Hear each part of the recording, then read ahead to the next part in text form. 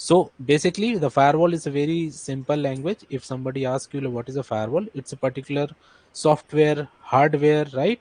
Or virtual firewall. It could be a, installed on your particular laptop or any operating system as well. Yes, sir. It provide a security to protect your private network, Yep, sir. right? It provide a security to secure a private network from internet or your public key. Untrusted. Yes, sir. Untrusted, any any word you want to use, you can use it. Okay, there's sir. no certain rules in here. ये पहले अगर 90s की बात करें तो पहले काम होता कैसे था इंडस्ट्री में, फायरवॉल की जरूरत क्यों पड़ी, और अगर जो भी एवोल्यूशन हुआ है फायरवॉल का वो टाइम टू टाइम हमको कैसे पता चला, राइट?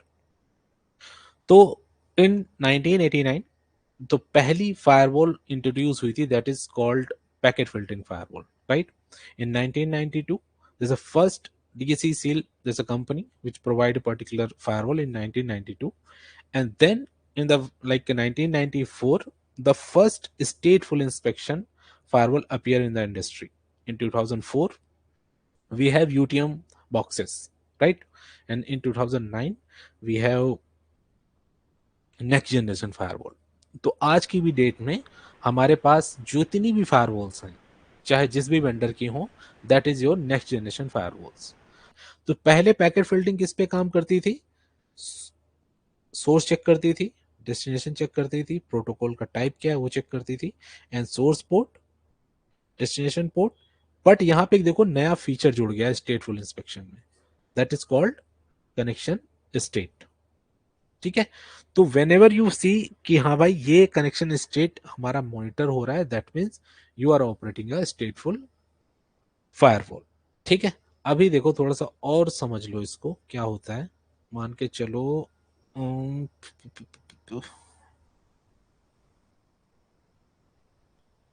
ये आपका इंटरनेट है, ये आपका लैन सेगमेंट है. ठीक है? ये आपकी फायरवॉल है. ठीक है? अभी मैं किसी भी फायरवॉल की बात नहीं कर रहा हूँ. ठीक है? जस्ट अ फायरवॉल, एक कीवर्ड नॉर्मल. तो अगर अभी आपने यहां से बाहर गए हो, ठीक है, आपने एक कुछ एक्सेस किया है, मान के चलो 1.1.1 अगेन सेम, और ये आपका यहाँ पे इंटरनेट के कुछ सर्वर्स लगे हैं. ठीक है? And you want to communicate. तो फायरवॉल जब भी आपको ट्रैफिक को इंस्पेक्ट करेगा तो अपने पास एक क्या बना लेगा, सेशन टेबल बना लेगा. अब उस टेबल में वो क्या लिख लेगा कि 1.1.1.1 कहाँ गया था, मान के चलो ग्लोबल डीएनएस पे 4.2.2.2 पे. तो जब भी आपका लैन सेगमेंट कम्युनिकेट करेगा टुवर्ड्स इंटरनेट या फिर कोई भी, तो अपने पास एक सेशन में एंट्री मार लेगा. अब अगर आप दोबारा फिर से आओगे विद इन टाइम लिमिट, ठीक है, मान के चलो टीसीपी है तो उसका एक डिफरेंट टाइम आउट होगा, यूडीपी है तो उसका एक डिफरेंट टाइम आउट होगा. ठीक है? वो आगे बात करेंगे टीसीपी यूडीपी कैसे काम करते हैं फायरवॉल में. ठीक है? तो मान लो सर्टन टाइम के लिए अगर ये फायरवॉल ने चेक किया कि आप यहां से अलाउड हो लैन से वैन जाने के लिए 1.1.1 टूवर्ड्स 4.2.2. हाँ, basically keep in your mind the rule should be there on the policies, right? ऐसा नहीं कि एवरीथिंग इज अलाउड. आप जब तक पॉलिसी बनाओगे नहीं, रूल लिखोगे नहीं, तब तक कुछ भी अलाउ नहीं होगा. whenever you allow some traffic, then firewall will create a session table, and under this session table it will create a entry that is called this traffic want to communicate to this traffic. By default it will open a connection for the reverse as well. अब इसका reverse क्या होगा? Source में क्या आ जाएगा? 4.2.2.2, और कहां जाना चाहता है ये? 1.1.1 पे. बट पैकेट फिल्टरिंग में देखो ये नहीं था. पैकेट फिल्टरिंग में हमको ये एसीएल खुद मैन्युअली बनानी पड़ रही थी, बट यहां पे ऐसा कुछ नहीं है. सेशन टेबल में जैसे ही वो बोलेगा कि हाँ ये हमने चेक कर लिया है और इसके लिए मैं रिवर्स जो ट्रैफिक होता है बाय डिफॉल्ट वो मैं ओपन कर दूंगा. But keep in mind policy हमेशा पहले चेक होगी. ऐसा नहीं है कि पॉलिसी नहीं चेक होगी. When ever you initiate a traffic from your land segment, तो सोर्स आईपी में आपका ये आईपी होना चाहिए, डेस्टिनेशन में आपका ये आईपी होना चाहिए. When ever this allow a traffic, automatically it will create a reverse connection in session table. तो मान के चलो अगर ये दोबारा ट्रैफिक गया तो अब रिप्लाई भी करेगा सर्वर. ठीक है? तो सर्वर जैसे ही रिप्लाई करेगा वो देखेगा अरे सेशन टेबल में तो एंट्री पड़ी है मेरी, अब इसी के थ्रू ये ट्रैफिक अलाउड हो जाएगा. इसको बार बार चेक करने की जरूरत नहीं है. अगर वो फिर से ट्रैफिक इनिशिएट करता है लैन सेगमेंट विद इन मान के चलो 10 सेकेंड, ठीक है, तो इसको दोबारा पॉलिसी चेक करने की जरूरत नहीं है, ये बार बार पॉलिसी चेक नहीं करेगा, ठीक है। ये क्या करेगा, सेशन लुकअप करेगा,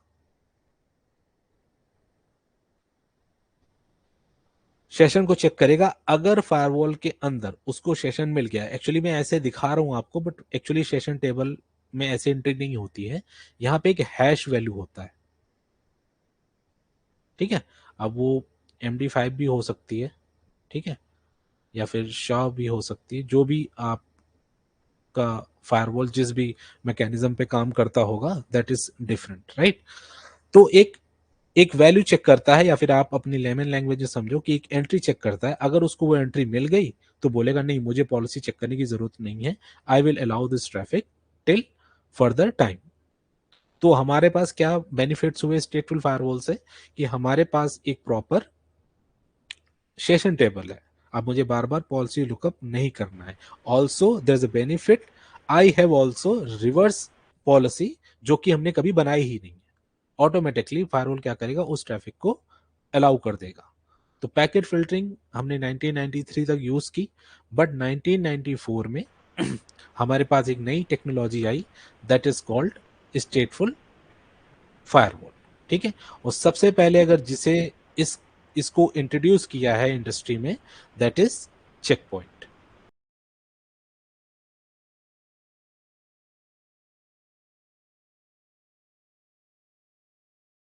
सो चेक पॉइंट का जो आर्किटेक्चर है, दैट्स 3 टियर आर्किटेक्चर, ठीक है। क्या मतलब है इसका 3 टियर आर्किटेक्चर का, कि चेक पॉइंट के केस में आपको दो तीन चीजें याद रखनी, नॉट दो, दो चीजें तो नॉर्मल है, बट तीसरी भी आप माइंड में रखो, ठीक है। पहली तो होती है आपकी स्मार्ट गेटवे, दूसरी चीज हो गई आपकी स्मार्ट मैनेजमेंट सर्वर, और तीसरी चीज होगी स्मार्ट कंसोल। सो जो तीन चीजें हैं आपकी, दीज आर वेरी इंपॉर्टेंट, ठीक है। अगर मैं बात करूं सौरभ, तो इन तीनों में से फायरवॉल कौन सी है हमारी? Gateway sir. ठीक है, very good. So smart gateway अगर आप कहीं वर्ड सुनते हो, that is your basically firewall.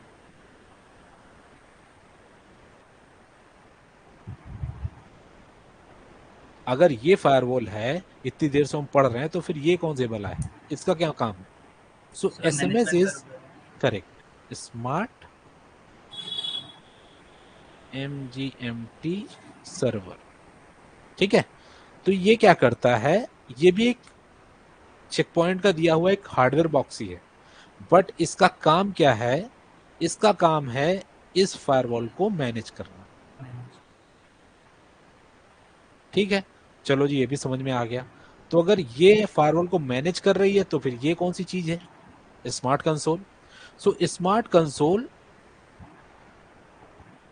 ये आपका हार्डवेयर नहीं है, इससे जस्ट अ PC, इसमें और सॉफ्ट इस ओके। PC के अंदर हमने इसको इंस्टॉल कर रखा है,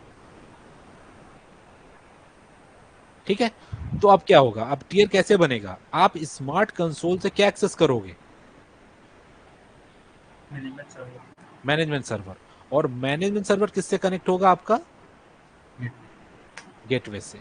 यानी कि अगर मान के चलो, मैं अगर मुझे कोई भी ऐसा काम करना है, अगर मान के चलो मुझे एक रूल लिखना है, ठीक है, एक फायरवॉल पे मुझे रूल लिखना है, जो कि एक्चुअली में ये है, बट उसके लिए क्या करना पड़ेगा, आपको अपना PC यानी सर्वर लॉगिन करना पड़ेगा, उसके अंदर इस एप्लीकेशन को चलाना पड़ेगा, उसके बाद अपना मैनेजमेंट सर्वर लॉगिन करना पड़ेगा, यस उसके सर। बाद यहां से पॉलिसी को कमिट करना पड़ेगा, कमिट बोल लो या फिर पुश बोल लो, जो भी आपको सही यस। लगे। Yes sir. जैसे आप इसको पुश करोगे, फिर ये मैनेजमेंट सर्वर इन पॉलिसीज को कहां पुश करेगा, गेटवेज पे गेटवे पुश सर। करेगा, तब जाके वो पॉलिसी आपकी अप्लाई होगी।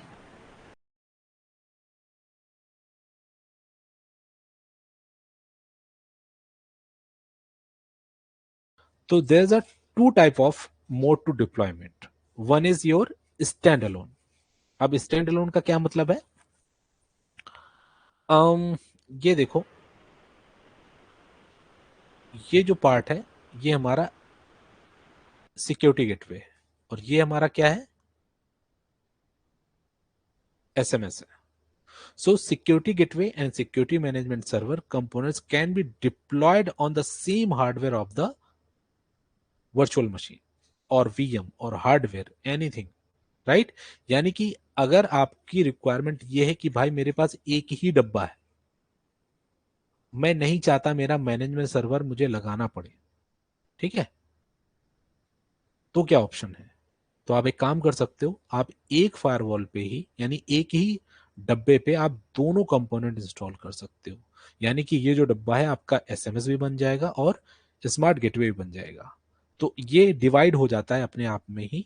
तो आप डेटाबेस यहाँ बनाओगे और यहाँ से इसको इंस्टॉल कर दोगे। थोड़ी देर पहले सौरभ ने पूछा था क्या हमें लेना ही पड़ेगा मैनेजमेंट सर्वर? तो नहीं, ऐसा पॉसिबल नहीं है कि आपको मैंडेटरी उस लेवल पे है। बट हाँ, अगर आप बड़े पिक्चर की बात करो, बड़े डिप्लॉयमेंट की बात करो या फिर डीसीज की बात करो, तो हाँ, हर जगह पे आपको मैनेजमेंट सर्वर सेपरेट ही मिलेगा। कोई भी आज की डेट में ये इस तरीके का मॉडल यूज नहीं करता क्योंकि दैट इज रिस्की। मान के चलो आपका मैनेजमेंट सर्वर डाउन हो गया, एक डब्बा डाउन हो गया, तो आपको तो ट्रैफिक भी डाउन हो गया ना। तो ऐसा रिस्क कौन लेगी? कौन सी कंपनी लेगी? कोई नहीं लेता, राइट? सो इस केस में you can install it but there is a option you can use it. जैसे लैब पर्पज के लिए हो गया, आपके पास IIVMs के रिसोर्स नहीं है, so you can use it, ठीक है। तो अगर मैं दूसरे डिप्लॉयमेंट मोड की बात करूं, so that is your distributed. Distributed में क्या होगा? आपका देखो मैनेजमेंट अलग है और आपका गेटवे आपका अलग है। तो बेसिकली जो हम इतनी देर से डिस्कस कर रहे हैं ये वही है। You can install each component on different different devices.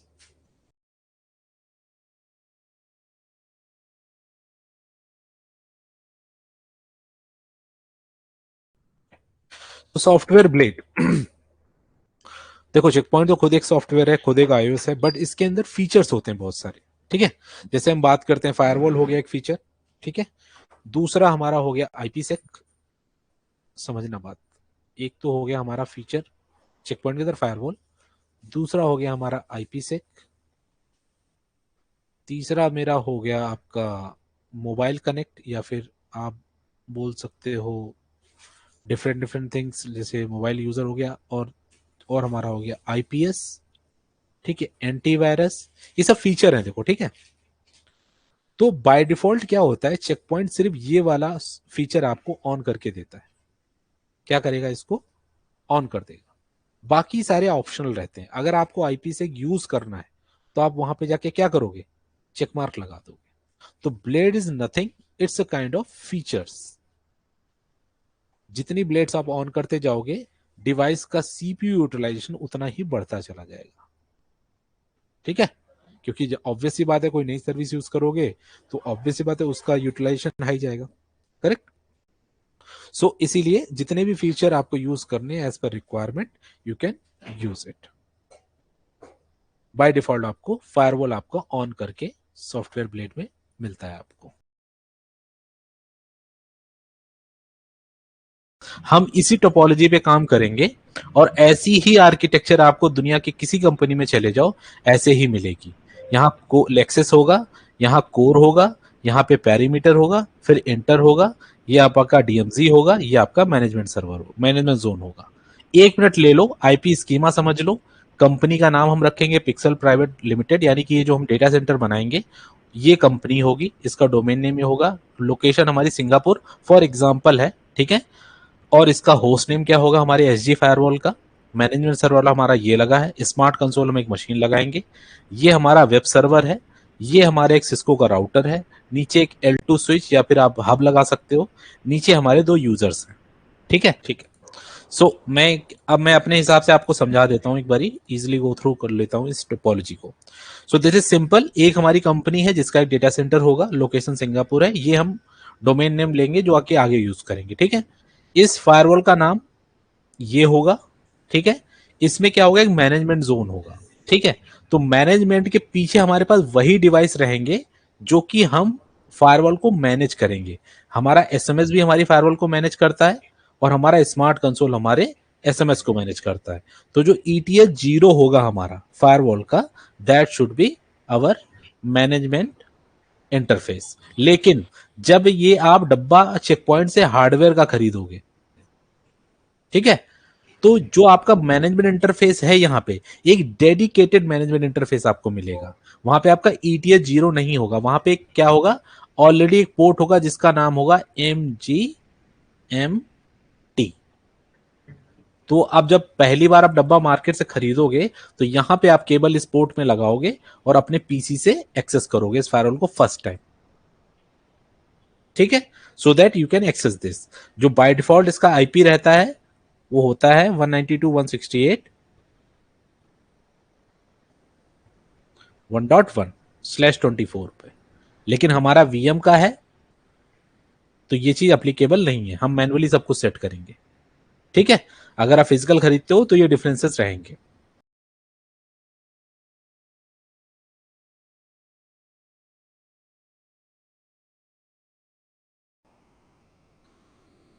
तो जो ये अभी हमारे पास आया है इसको हम लोग बोलते हैं SIC, सिक्योर इंटरनल कम्युनिकेशन। तो क्या होता है, चेक पॉइंट के डिवाइसेस 1, 2 एंड 3, मेरा ये हो गया SG, ये हो गया SMS, ये हो गया मेरा स्मार्ट कंसोल। ये तीनों आपस में बात करनी चाहिए, लेकिन चेक पॉइंट बोलता है कि मैं कैसे विश्वास कर लूं कि भाई तुम वही आइडेंटिटी लेकर आए हो जो मुझे जरूरत है। सो चेक पॉइंट ने एक अलग से कॉन्सेप्ट लिया है। जब भी आप अपने स्मार्ट मैनेजमेंट सर्वर में इस एसजी को ऐड कराओगे, राइट, तो वहां पे आपको एक एसआईसी डालनी पड़ेगी। यानी एक टाइप का क्या होता है, ये ओटीपी होता है या फिर आप पासवर्ड बोल सकते हो,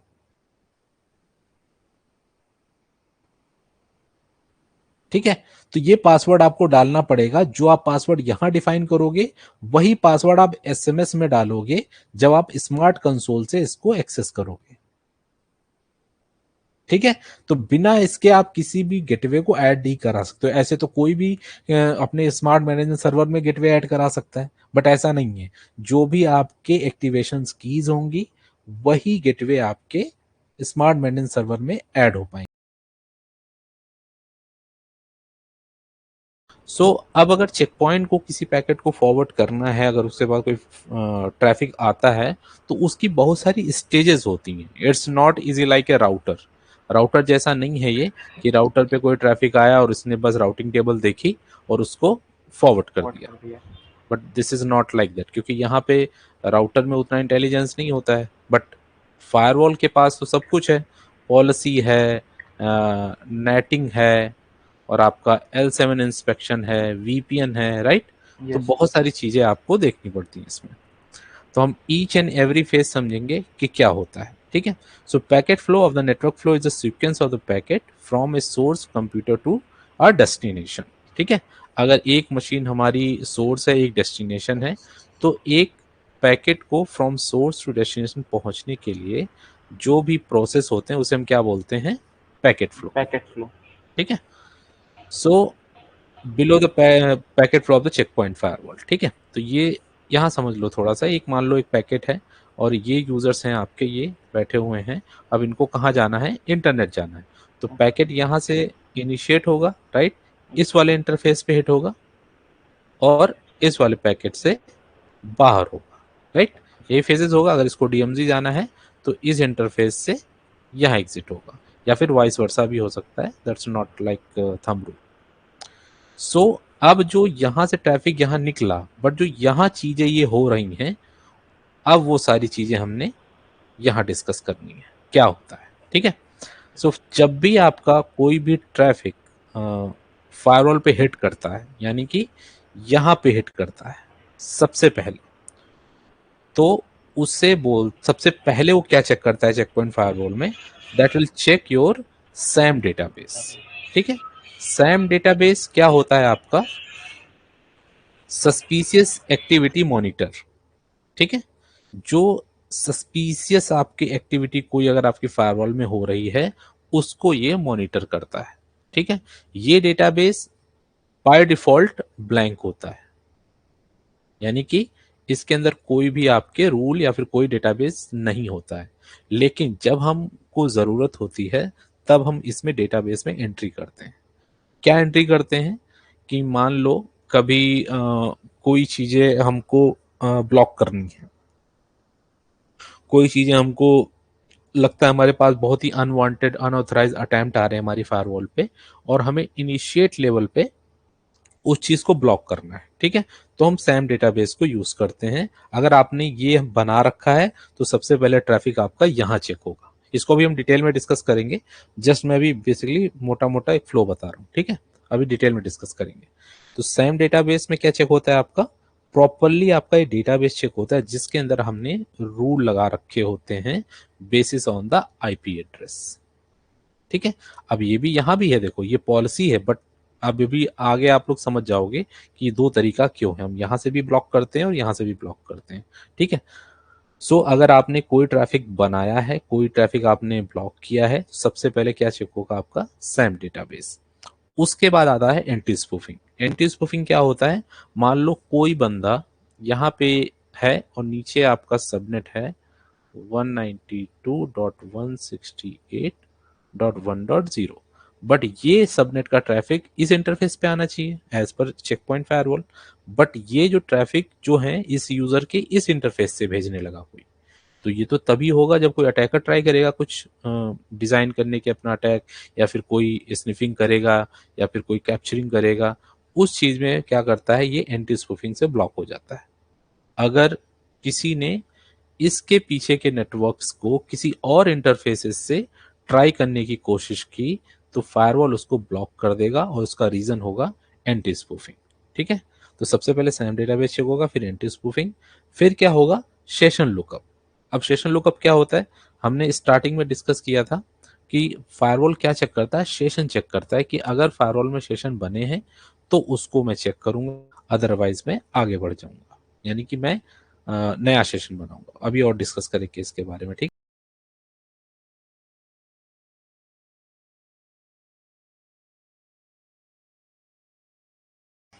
what is the security policy management? So security policy management, it's a rule that defined network security using a rule base। जो भी हम रूल्स बनाते हैं अपनी फायरवॉल में उसको हम लोग सिक्योरिटी पॉलिसीज बोलते हैं। रूल्स के अंदर क्या होता है, हमारे नेटवर्क्स होते हैं, ऑब्जेक्ट्स होते हैं, गेटवे होते हैं, होस्ट होता है, जो भी हमारी डोमेन टाइम की टाइम सर्विसेज होती हैं, टाइम होता है, टाइम भी बोल सकते हो, और एक्शंस होते हैं जो हमने अभी कल एक रूल लगाया था। ठीक है, यही देखो ये सारी चीजें होती हैं। यस रूल नंबर हो गया, नेम रूल हो गया, source, destination, VPN, services, action क्या लेना है, ठीक है, एक्टिविटी ट्रैक करनी है कि नहीं, फायरवॉल का कहाँ पे इन्फोर्स करना है, और उसके बाद जो आप बता रहे हो टाइम भी होता है। टाइम ठीक है, तो ये सारी रूल बेस हमारे के डिटेल होती है जिसके थ्रू हम एक पॉलिसी को मैनेज कर सकते हैं अपनी फायरवॉल पे। ठीक है, यस एक फायरवॉल पे जो हमने कल डिस्कस किया था एक डिफॉल्ट रूल होता है, वो ये देख लो। ठीक है, सोर्स क्या है मेरा, एनी, डेस्टिनेशन एनी, एक्शन मेरा ड्रॉप, और बाय डिफॉल्ट इसकी लॉगिन क्या होती है, डिसेबल होती है। डिसेबल यस सर ठीक है, ये पूछते हैं इंटरव्यू में कि जो बाय डिफॉल्ट रूल बनता है और मेरे को लॉग नहीं आ रहे, मैंने फर्स्ट टाइम कोई फायरवॉल लगाई बट मुझे लॉग नहीं दिख रहे, व्हाट इज द इशू। तो आपको ये बताना है कि जब आप नया फायरवॉल लगाते हो तो उस डिफॉल्ट रूल के अंदर हमारी लॉगिंग क्या होती है, डिसेबल होती है। डिसेबल ठीक है, यहाँ पे राइट क्लिक करके यहाँ पे लॉग लिख दो, पॉलिसी लगा दो, आपके लॉग आने शुरू हो जाएंगे इस वाले रूल से। क्लियर? यस सर ठीक है, अब बात करते हैं रूल के टाइप क्या क्या होते हैं। फायरवॉल में रूल के टाइप क्या क्या होते हैं, तो ये कुछ टाइप हैं। ठीक है, एक एक करके डिस्कस करते हैं। एक होते हैं आपके रूल के टाइप एक्सप्लिसिट रूल। ठीक है, अगर आपने एसीएल पढ़ी है तो आपने इम्प्लिसिटी डिनाई रूल पढ़ा है। सिस्को के एसीएल हम जब बनाते हैं तो एक बोलते हैं इम्प्लिसिट डिनाई, हमने रूल लगा दिया, that is one any drop, right. But ये होता है एक्सप्लिसिट रूल। ये रूल वो होते हैं जो रूल हमारे एडमिनिस्ट्रेटर के थ्रू बनाए जाते हैं। एडमिनिस्ट्रेटर मतलब जो इंजीनियर बनाता है। जो रूल आप फायरवॉल पे क्रिएट करते हो उसे एक्सप्लिसिट रूल कहते हैं, ठीक है। दूसरे रूल्स होते हैं आपके इम्प्लाइड रूल्स। सो इम्प्लाइड रूल्स वो होते हैं जो फायरवॉल में बने हुए आते हैं and you can not edit this rules, ठीक है। और बाय डिफॉल्ट इनकी भी लॉगिंग क्या होती है, डिसेबल होती है। और जो लास्ट रूल आता है वो होता है आपका clean up rule, Yes, sir.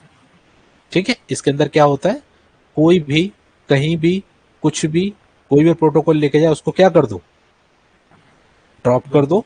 और दिस इज वेरी मैंडेटरी,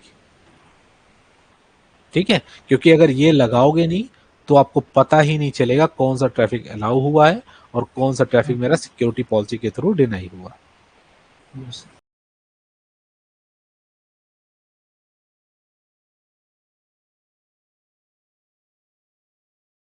तो सबसे पहले में काम करेंगे हम रूल्स को जिस पैटर्न में हमने सीखा है हमने उस पैटर्न में सबको लगाना है।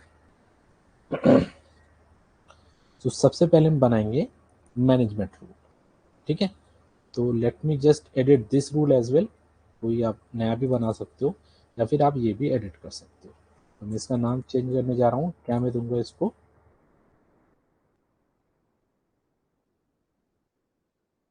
मैनेजमेंट अलाउ, ठीक है। ये कुछ भी लिख सकते हो, दैट्स योर विश, या फिर as per your company policy what should be name of that particular rule. हर कंपनी का अलग अलग होता है, ठीक है। अब जब ये मैंने यहाँ पे अलाउ लिख दिया तो मेरा सोर्स क्या आएगा, मेरे मैनेजमेंट का सबनेट, ठीक है। तो मैनेजमेंट का सबनेट क्या है मेरा,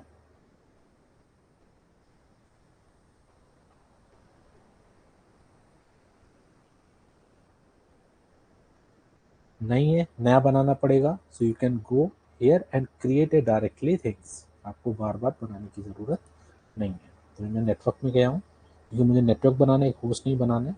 तो मैं यहाँ पे नेटवर्क दूँगा, तो मैं यहाँ पे क्या लिखूँगा, नेट, नेट से मतलब नेटवर्क 92.168.1.0 सॉरी 58.1.0 स्लैश 24 अंडरस्कोर दूंगा क्योंकि वो लेगा नहीं अगर मैं अंडरस्कोर नहीं दूंगा, ठीक है।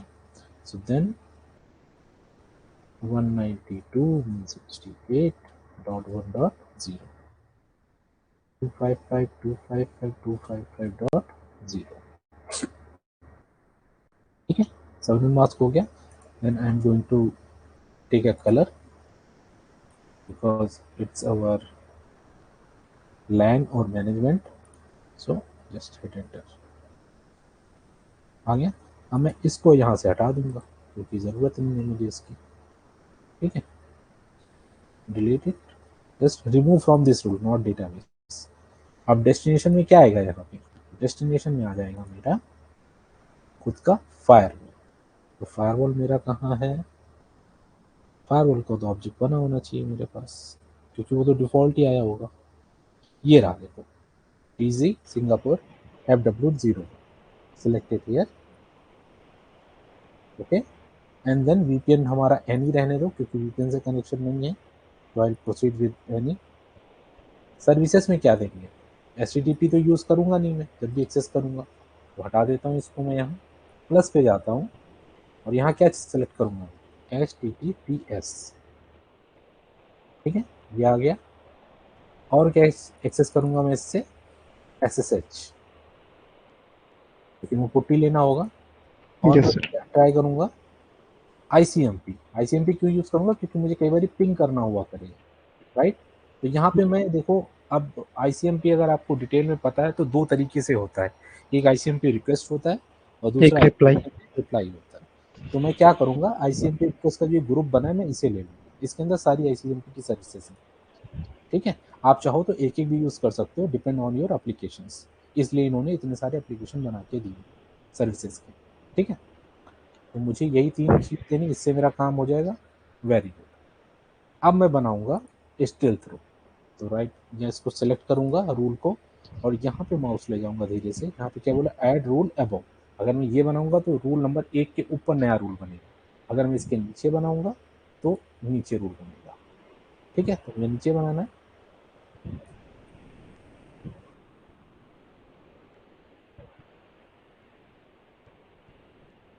हेल्थ रूल,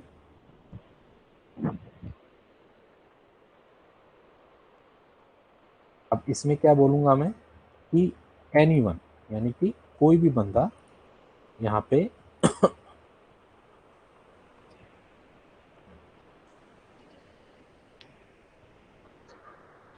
कोई भी मेरे डेस्टिनेशन क्या होगा, मेरी फायरवॉल होगी, इसके पोर्ट पे कुछ भी एक्सेस करना चाहे, ठीक है, और कोई भी सर्विसेज को लेके उसको मैं क्या करूंगा, ड्रॉप करूंगा और उसका मुझे लॉग देगा। क्योंकि मेरी फायरवॉल ही अगर कॉम्प्रोमाइज हो गई मेरे नेटवर्क में तो सिक्योरिटी तो बची नहीं कहीं की। तो इस रूल से मैं ये इंश्योर कर रहा हूँ कि कोई भी इंसान मेरे फायरवॉल को एक्सेस ना कर सके, सिर्फ और सिर्फ मेरा मैनेजमेंट जो अलाउ कर रखा है सबनेट का वही यूज कर सके। तो this is called stealth rule. ठीक है, यस सर।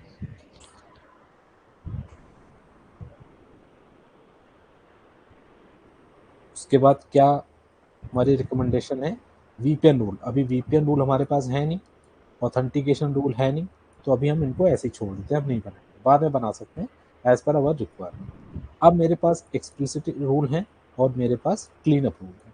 तो क्लीन अप रूल हमारा ऑलरेडी बना है, हम बनाएंगे सिर्फ ये एक्सप्लिसिट रूल। ठीक है, सो इसके लिए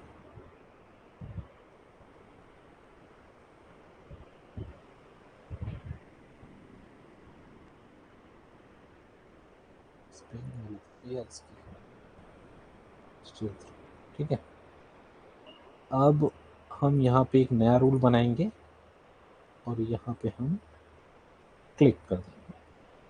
अब यहाँ पे हमारी आज का टास्क क्या है, हमारा टास्क है कि मेरा जो ये वेब सर्वर है ये वाला, ये एक्सेसिबल होना चाहिए यूज़र 1 से। ठीक है, तो हम इसके लिए अलाउ करेंगे। तो let me just filter it here, और यहाँ पे मैं नाम दे देता हूँ क्या, अलाउ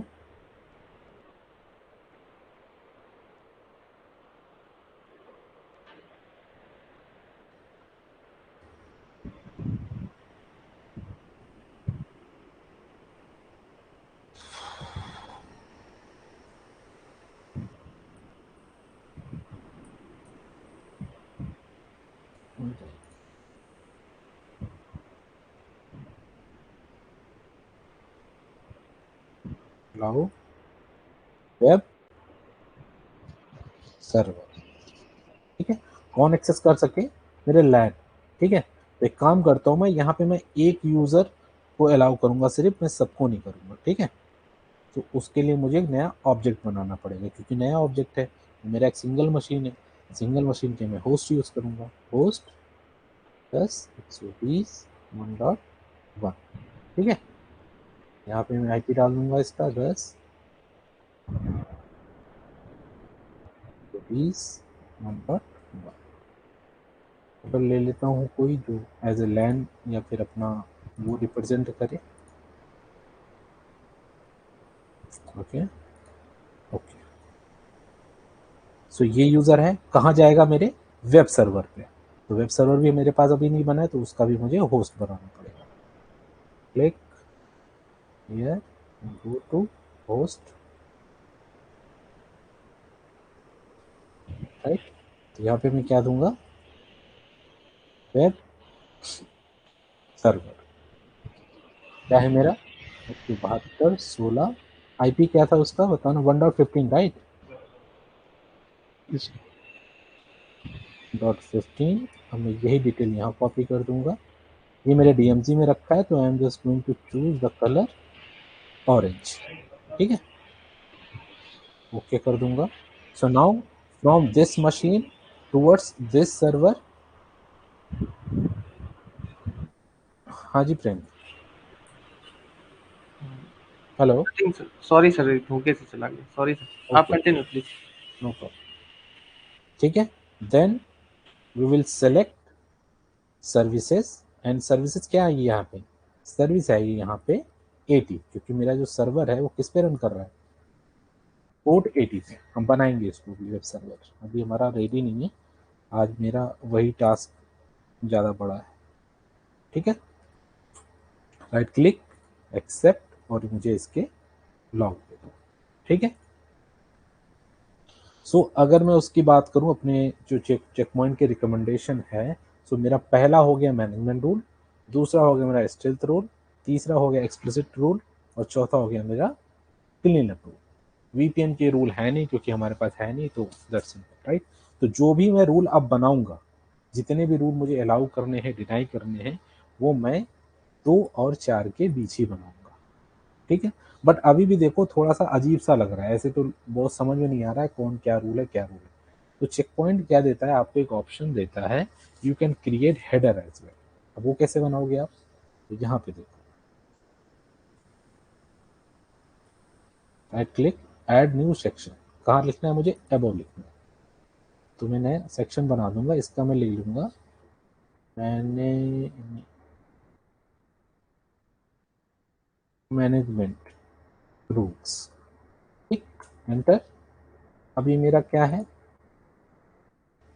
सेक्शन बनाऊंगा यहाँ पे अबव, यहाँ पे क्या लिखूंगा मैं, कस्टम रूल्स, यानी जो मैं अपने खुद बनते हैं मेरे।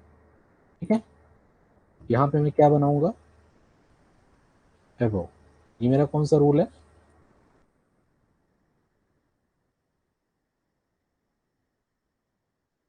Clean up. ठीक है, अब मैंने बना दिए ये तीनों के तीनों। अब देखो कितना अच्छा तरीके से दिखेंगे ये ये। सर ऑप्शन बहुत बढ़िया है सर। देखो मैं सब हाइड कर सकता हूँ। अब देखो कितना अच्छे से दिख रहा है कि किसके अंदर मुझे क्या बनाना है। Yes sir. राइट, अब मान के चलो मुझे कल को और नए रूल खोलने हैं, तो मुझे बाकी देखने की जरूरत नहीं है, I just go here, selected this, and as per requirement we can create here any rule.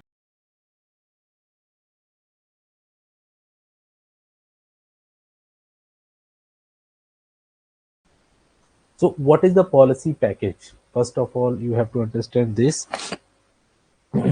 So a policy package is a group of different type of policy that are installed on together on the same installation target.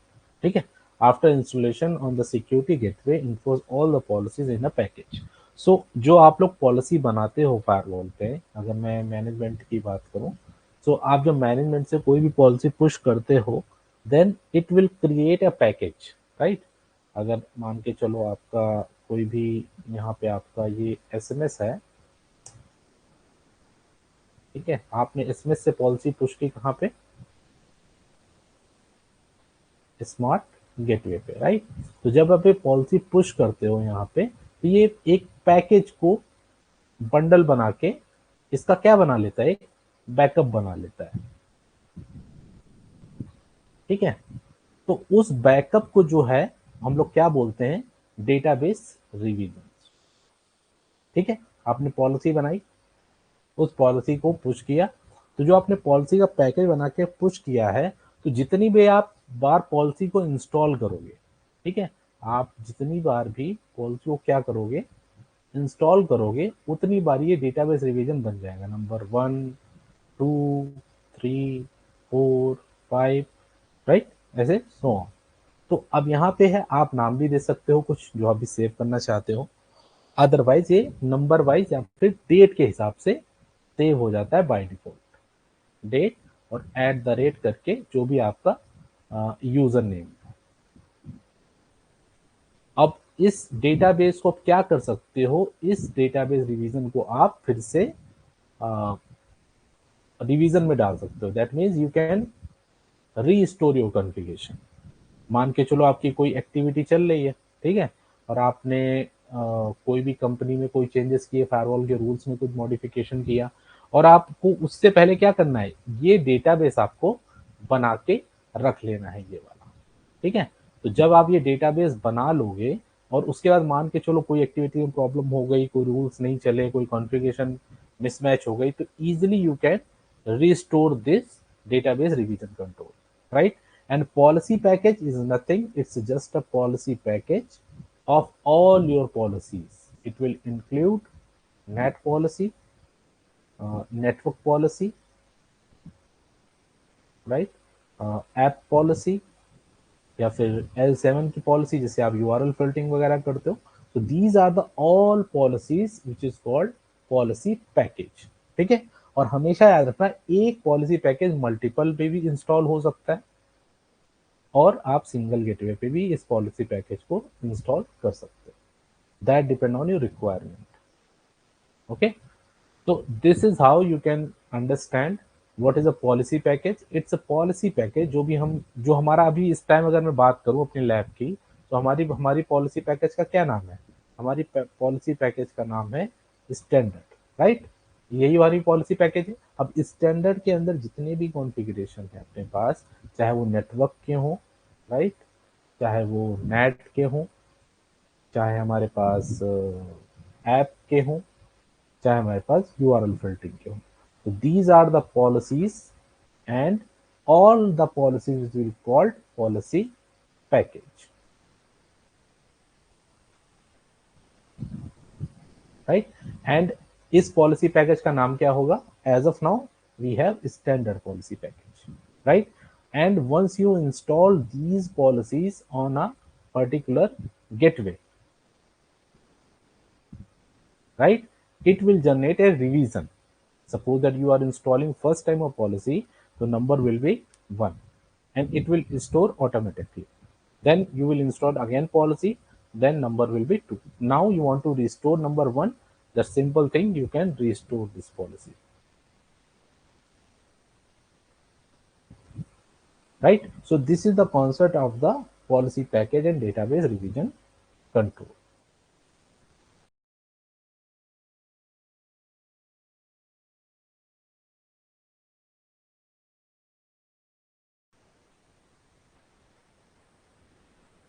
अब अगर हम लोग netting use करते हैं तो सबसे पहला जो टास्क है नेटिंग का, वो है हमारा translator, right.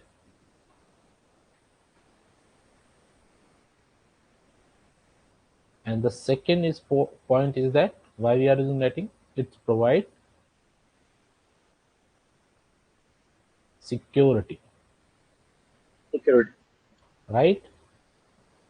And third is provide a routing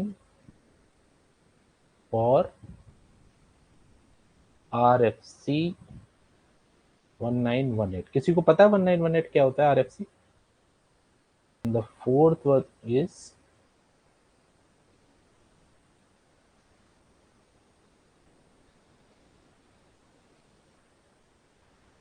non-route network. ठीक है. If you talk about the big picture, there are two types of only that. Source No. adjust transfer and destination. Correct. It will provide a source net, right. It will provide source net or destination net. Destination. इसके अलावा और कोई net होता ही नहीं. ठीक है. तो suppose करो this is your LAN and this is any device. It could be a router, firewall, any L3 device, right. So it is a connect internet and he want to communicate to this.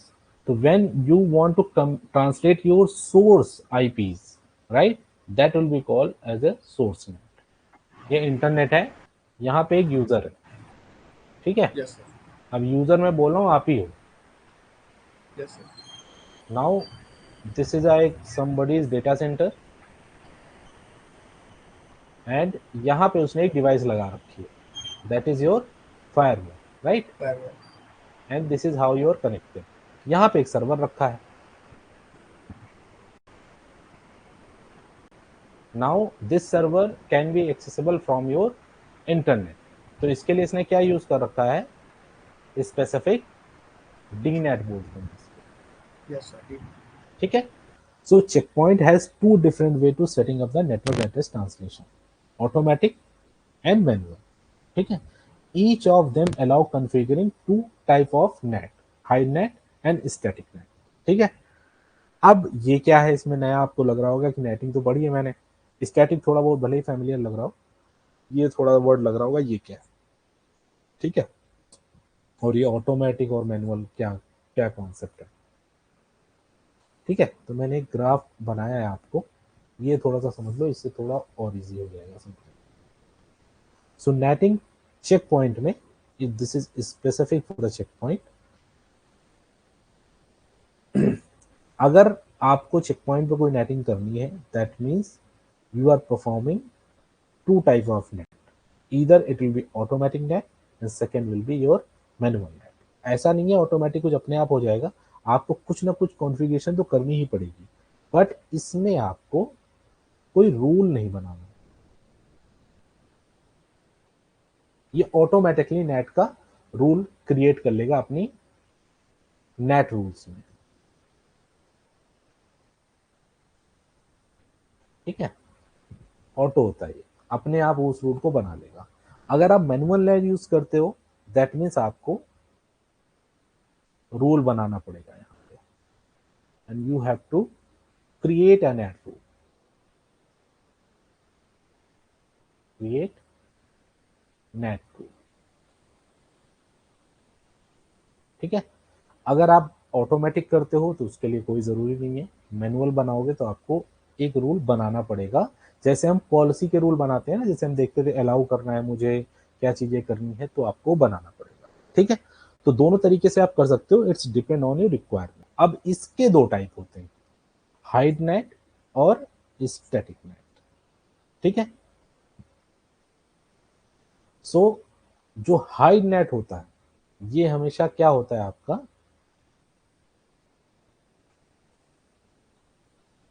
Source net, और static net होता है आपका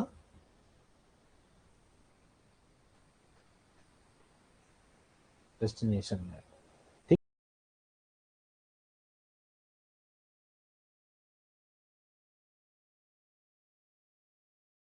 done this part. आज हम बात करेंगे backup और restore की, ठीक है। So what is backup and restore. So Check Point के अंदर तीन तरीके का बैकअप होता है, where you can backup your Check Point operating system, configuration file and OS partition, ठीक है। तीनों के डिफरेंट तरीके हैं, तीनों के काम करने के तरीके हैं। Database revision control we have already done it, right. अब डेटाबेस रिवीजन कंट्रोल के अंदर क्या होता है, usually it take backup for policy and objects. अगर आपको जो आपने डैशबोर्ड में ऑब्जेक्ट्स बनाए हैं, जो आपने पॉलिसीज बनाई हैं, उनका बैकअप आप ले सकते हो, जैसा कि मैंने आपको रिस्टोर करके दिखाया था एक पुराने वर्जन पे। क्योंकि जैसे ही आप जब भी आप पॉलिसी को इंस्टॉल करते हो, आपका डेटाबेस बनना हो जाता है, शुरू हो जाता है, ठीक है। अब जब ये डेटाबेस बनना शुरू हो जाता है तो वो ऐसे नंबर वाइज बनता है, 2 3 4 along with date, yes sir, top पे सर लास्ट वाला होता है। करेक्ट। और यहाँ पे आपका क्या आएगा, यूजर नेम, ठीक है। यस इसके हिसाब से आपका सर। बन जाता है। देन अगर आपने वो सेव कर रखा है तो इसको आप रिस्टोर कर सकते हो इजीली, कोई प्रॉब्लम नहीं है। बट इसको आप जैसे ही रिस्टोर करोगे, इससे आप क्या रिस्टोर कर सकते हो, सिर्फ और सिर्फ पॉलिसीज और ऑब्जेक्ट्स, ठीक है। मान के चलो आपका एक फायरवॉल है, इसके अंदर बढ़िया से सब कुछ चल रहा है, ठीक है। So this is your firewall, ठीक है। तो ये पॉलिसीज आपकी ये इंटरनेट से कनेक्टेड है and this is working fine. और यहाँ पे आपका मान के चलो आपका यहीं पे एसएमएस रखा है, ठीक है। तो जो आप डीबी ये डेटाबेस रिवीजन कंट्रोल लेते हो, ये आप एसएमएस का लेते हो, ठीक है। टॉपिक है एक नया, that is called policy layer, ठीक है। सो पॉलिसी लेयर आपका R80 में शुरू हुआ है कॉन्सेप्ट। इससे पहले जितना भी R70 था या 77 था, जितना भी गाया ऑपरेटिंग सिस्टम था, चेक पॉइंट ने कभी भी ऐसा कोई फीचर नहीं दिया। R80 के बाद इन्होंने शुरू किया है पॉलिसी लेयर का concept. So what is a policy layer, policy layer it's just you know a separation of your policies, यानी कि आप हर एक चीज की पॉलिसीज को अलग लिख सकते हो। हर चीज की पॉलिसीज को आप और अच्छे से डिफाइन कर सकते हो। या फिर आपके बहुत सारे रूल हैं, उन रूल्स को फिल्टर कम कराना चाहते हो, यानी कि उसमें लोड कम डालना चाहते हो, you can also can do it. ठीक है, क्या मतलब है इसका? सपोज करो you have one policy package, अब उसके अंदर मेरे पास 1000 रूल है, ठीक है, और एक सबनेट है मेरा 192.168.1.0, ये मेरा एक, मान के चलो, एक लैन का सबनेट है। ठीक है, अब इस सबनेट के लिए मुझे कुछ पॉलिसीज लिखनी है, राइट? अब मैंने कुछ पॉलिसी लिखी इस पे, मान के चलो सोर्स, डेस्टिनेशन, पोर्ट और एक्शन। ठीक है, तो मैं यहाँ पे डाल दूंगा ये 192.168.1.0। डेस्टिनेशन में जस्ट एग्जांपल ले रहा हूँ, पोर्ट नंबर 80, एक्शन अलाउ। तो जो मैंने ये रूल लिखा है, ये मैंने रूल लिखा है मान के चलो 800 नंबर पे, ठीक है, या फिर मान के चलो, अभी 800 मत समझो आप, मान के चलो मैं 8 नंबर पे लिखा है। और जो मेरा लास्ट का एक रूल होता है वो क्या होता है? क्लीन अप रूल होता है, जिसके अंदर क्या होता है, you can define your particular action, जहां पे ऑफ एसएसएल handshake, right? Yes, sir. Yes, sir. Clear. Clear, चलो good to go. So now we will more understand how TLS and SSL work on HTTPS handshake. ठीक है, तो if you can see here, अब थोड़ा सा बहुत ही ध्यान देना इसमें। अगर मेरा क्लाइंट है, एक मेरा सर्वर है, राइट? तो सर्वर जब यहाँ पे कम्युनिकेट करता है, मान लो ये किस पे रन हो रहा है आपका, 443 पे, ओके। तो जो मैंने अभी पूछा, जो मुझे अभी बताया प्रियंक ने, सबसे पहला मेरा जो क्लाइंट भेजेगा, क्या भेजेगा 3 की रिक्वेस्ट भेजेगा, उसके बाद सिडैक आएगा मेरे सर्वर की तरफ से, then I can acknowledge it, और मेरा TCP जो 3 वे हैंडशेक है, इट इज डन।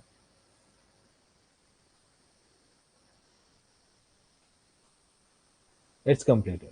अब इसके बाद क्या होगा? अब यहां से देखो, TLS की मारामारी शुरू होती है, and they initiate a connection towards your particular gateway.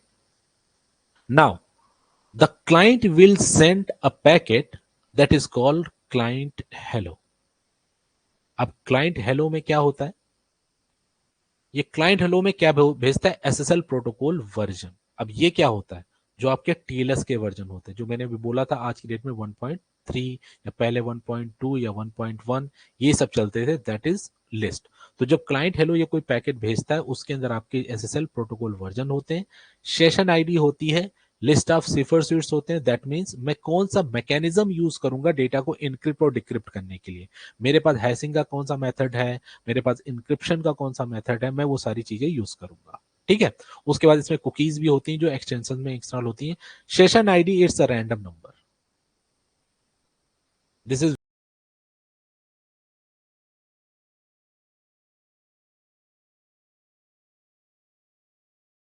Firewall देख नहीं सकता। अब उसके सोल्यूशन के लिए चेक पॉइंट ने हमें क्या दिया है? चेक पॉइंट है प्रोवाइडेड HTTPS इंस्पेक्शन। आप थोड़ा सा और ध्यान देना, यहाँ पे फोकस करना।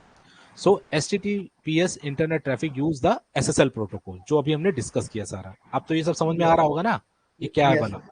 ठीक है, for encryption and data privacy, SSL use करता है data privacy. However HTTPS traffic has the possible security risk that can hide illegal user activity and malicious traffic. मैंने बताया ना, उस टनल के अंदर कौन सा ट्रैफिक आ सकता है? The Malaysia step. Yeah. Firewall को तो पता नहीं चलना। ठीक है, Yes. तो with the help of HTTPS inspection, the security gateway can inspect the traffic that encrypted by HTTPS, यानी कि जो ट्रैफिक आपने इनक्रिप्ट करके भेजा है, चेक पॉइंट उसको भी देख सकता है, and they can also filter कि कौन सा मलिशियस ट्रैफिक इसमें है कि नहीं। ठीक है, Yes, sir. कैसे देखता है वो उस पर भी बात कर लेते हैं। अब देखो क्या होगा, अब यहां पे चीज समझने वाला गेम यहां पे है। सेम चीज है, सेम मशीन है मेरी, राइट? ये मेरा यूजर है और ये मेरा डेस्टिनेशन है जो इंटरनेट पे है। अब क्या होगा, जितना भी प्रोसेस मैंने पढ़ा है, जितना भी प्रोसेस मैंने आपको बताया है, वो सारा किसके बीच हो रहा था? यूजर यूजर और, सर्वर लेकिन जैसे ही आप एचटीटीपीएस इनेबल कर दोगे, ओके आपका फायरवॉल भी करेक्ट। पैटर्न चेंज हो जाएगा पूरा का पूरा। ठीक है? ओके वो कैसे चेंज होगा? जो आपने रिक्वेस्ट सर्वर को की थी, अब आप वो रिक्वेस्ट किसको करोगे? फायरवॉल करना पड़ेगा और फायरवॉल वही रिक्वेस्ट कहां भेजेगा? सर्वर को। बात आई समझ में कुछ? यस सर अभी आया सर। सो अब क्या होगा, मैं जो सर्टिफिकेट लूंगा, मुझे नहीं मतलब भैया तुम्हारा डीजी सर्ट है, सिमेंटेक है, किससे, मुझे सिर्फ अपनी फायरवॉल का पता है, फायरवॉल कौन सा सर्टिफिकेट यूज कर रही है। अगर मैंने खुद को फायरवॉल के एचटीटीपीएस से ऑथेंटिकेट करा लिया, ठीक है ना? आज की डेट में देखो क्या है, each and everything is application, right? आज की डेट में कुछ भी ऐसा नहीं है जो बिना एप्लीकेशन के चलता हो। अगर आप गूगल चलाते हो, उस पर जीमेल खोलते हो, तो जीमेल आज की डेट में it's not a particular website, its application. Yes sir. Mobile में अगर आप जीमेल चला रहे हो, दैट इज एप्लीकेशन, राइट? वो यस थोड़ी ना रही कि आपकी कोई यूआरएल है, राइट? बट तो अब क्या है, लेकिन अब डीप इंस्पेक्शन अगर आपको करना है तो एप्लीकेशन का भी इंफॉर्मेशन होना चाहिए ना फायरवॉल को, सो दैट दैट कैन कन्फिगर और select the feature whatever you have decided on your particular firewall। तो वो होना चाहिए, अगर वो नहीं होगा तब तक आप यूज नहीं कर पाओगे। सो अब अगर एप्लीकेशन को आपको कंट्रोल अगर करना है ठीक है, सो एप्लीकेशन कंट्रोल करने के लिए आपको उसके लिए स्पेसिफिक ब्लेड ऑन करना पड़ेगा, पर Check Point, sorry. So application होता क्या है? एप्लीकेशन ये होता है, अगर मान के चलो कोई आपका इनिशिएट कनेक्शन है जो आपका पोर्ट 80 पे चल रहा है, राइट? सो पोर्ट 80 पे चल रहा है, तो फायरवॉल अगर पुरानी बात करूं 2004 से पहले की, तो वो सोर्स देखती थी, डेस्टिनेशन देखती थी, पोर्ट देखती थी और एक्शन देखती थी। अगर ये सब अलाउ है, डिनाई है, उसके बेसिस फिल्टर होता था, दैट्स इट। बट अगर पोर्ट 80 में कोई आप रिक्वेस्ट भेज रहे हो, अब उसके जो डेटा है, उसके जो पेलोड है, राइट, उसमें क्या जा रहा है वो किसी को नहीं पता होता था, क्योंकि वो एप्लीकेशन है, राइट? तो फायरवॉल ने क्या किया, अपने खुद को इतना इंटेलिजेंट बना लिया कि उसने पोर्ट 80 कैसे काम करता है उसका एक ऐप डेटाबेस बना लिया। अब उसको पता है कि अगर पोर्ट 80 पे कोई रिक्वेस्ट जाएगी, आफ्टर 3 वे हैंडशेक पहली रिक्वेस्ट मेरी गेट होनी चाहिए, क्योंकि ऐसे ही काम करता है आपका एचटीटीपी। ये एप्लीकेशंस का बिहेवियर है और ये चीज फायरवॉल को भी पता है। तो जब वो कनेक्शन को अलाउ करती है, तो वो साथ में ये भी देखती है कि अगर इन्होंने रिक्वेस्ट भेजी है तो ये गेट रिक्वेस्ट गई है कि नहीं। यहाँ पे हो सकता है अटैकर ने कुछ अपना नया इनिशिएट करके पोस्ट भेज दिया हो। तो जैसे ही ये पैकेट इनिशिएट होगा आपके 3 वे हैंडशेक के बाद, तो आपकी फायरवॉल को इतना इंटेलिजेंस है कि ये पता लगा ले कि नहीं, this is not the appropriate behaviour for this application. तो उसके बेसिस पे ट्रैफिक को डिनाई एंड अलाउ करेगी। दैट मीन फायरवॉल इतनी इंटेलिजेंस रखता है कि उसको पता है कि पोर्ट नंबर 22 मतलब एसएसएच, राइट, कैसे काम करता है, ये फायरवॉल्स को पता है। अगर 443 की बात करूं, तो फायरवॉल को पता है कि 443 कैसे काम करता है। यस सर, कल तो उसके देखा था। पास डेटाबेस है जिसके थ्रू वो पर्टिकुलर चीजों को अंडरस्टैंड करता है और उसको समझता है। ठीक है, so this is actual behaviour and differentiation of application and URL, right? URL में सिंपल आप एक यूआरएल को फिल्टर कर सकते हो और एप्लीकेशन में आप उसके बिहेवियर को भी फिल्टर कर सकते हो। अब उसके अंदर बहुत सी चीजें आती हैं एप्लीकेशन में। मान के चलो आपका कोई गूगल एक एप्लीकेशन हो गया, अब इसके अंदर में तो बहुत सारी चीजें आती हैं। आपका ड्राइव भी आता है, राइट, आपका जीमेल भी आता है, और आपका मान के चलो कोई जो हम गूगल चैट करते हैं, राइट, वो भी आता है। तो दीज आर द एप्लीकेशन। अगर मैं इस यहाँ पे फेसबुक की बात करूं, तो एक तो फेसबुक होता है जो आपका बेस होता है, जिसके अंदर सारी चीजें आपकी होती हैं। अब इस बेस के अंदर बहुत सारी चीजें आती हैं, जैसे चैटिंग हो गया, आपका कुछ भी पोस्ट करना है आपके वॉल पे वो हो गया, कुछ भी अपलोड करना है, ठीक है। तो ये सारी चीजें आपकी क्या हुई, एप्लीकेशन कंट्रोल हो गया। तो आप इन चीजों को भी फिल्टर कर सकते हो with the help of application control. URL filtering में you just need to filter your particular traffic basis on the URL. जैसे आपका कुछ अलाउ करना है या ड्रॉप करना है तो gmail.com, इसके बेसिस पे ये you can use it, right. So अब हम थोड़ा सा देख लेते हैं चेक पॉइंट के लैंग्वेज में क्या चीजें हैं। So content aware sorry application control and URL filtering software blade enable security policies to identify and control the users of the URL and application। जो मैंने आपको बताया वो क्या करता है, आइडेंटिफाई करने के लिए अपनी इस ब्लेड्स को यूज करता है, including web and social networking, right. चाहे वो वेबसाइट्स हो कोई, चाहे वो सोशल नेटवर्किंग की कोई भी वेबसाइट्स हो। While the URL filtering plays in web-oriented, application control work regardless of the part of the protocols। जैसे आप application control आप enable करते हो, तो वो URL के साथ साथ में आपके डीप इंस्पेक्शन चालू कर देता है एप्लीकेशन के अंदर भी, कि अगर आप पोर्ट को चला रहे हो तो उसके अंदर वो पेलोड को भी खोलेगा, डेटा को भी खोलेगा, और उसके अंदर वो आइडेंटिफाई करेगा कि what you are carrying through, right. Check Point filtering Software Blade enable application security policies to allow, block, limit and website based on the user group and machine identities। तो जो भी आप यूजर को allow drop करना चाहते हो वो आप कंट्रोल कर सकते हो, ठीक है। बाय डिफॉल्ट आपकी जो कैटेगरीज हैं वो दिखेंगी, राइट, बट उसको आप यूज नहीं कर सकते हो जब तक आप ये वाला ब्लेड ऑन नहीं कर देते, ठीक है। ये आपको ऑन करना पड़ेगा, क्योंकि मैंने बताया था कि चेक पॉइंट में जो जो आप चीजें यूज करोगे सबकी आपको ब्लेड्स ऑन करनी पड़ेंगी। Without that you can not use that features. By default सबको ब्लॉक होता है, डिसेबल।